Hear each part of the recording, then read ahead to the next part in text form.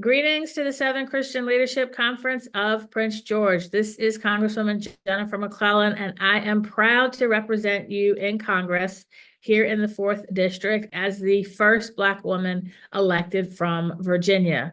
I grew up in the 4th District, and it is the honor of a lifetime to serve you since my swearing in on March of 2023. You hear every year, this is the most important election of our lives. And this year really is. There's so much at stake, from the president to the entire U.S. House to our U.S. Senator. And you have heard every year since we were kids that this is a government by, of, and for the people. What that really means is government will only reflect the perspective of, and therefore meet the needs of, the people who vote and who participate.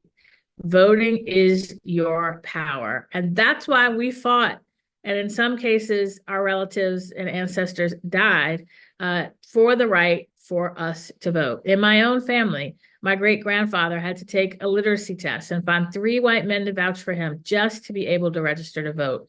My father, my grandfather had to pay poll taxes, but my grandmothers and great-grandmothers never voted. My mother didn't vote until the Voting Rights Act of 1965.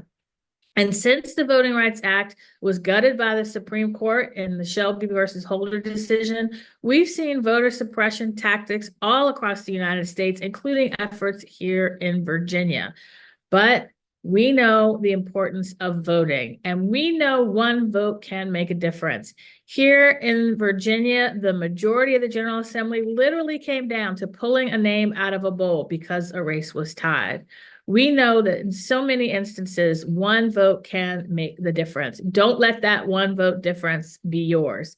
Make sure you are registered to vote, you are registering your friends, and check your voter registration, because we know that there are people running for office who can't win on the merits of their ideas, so they are trying to steal the election. Don't let that happen. Your vote is your power, but only if you use it.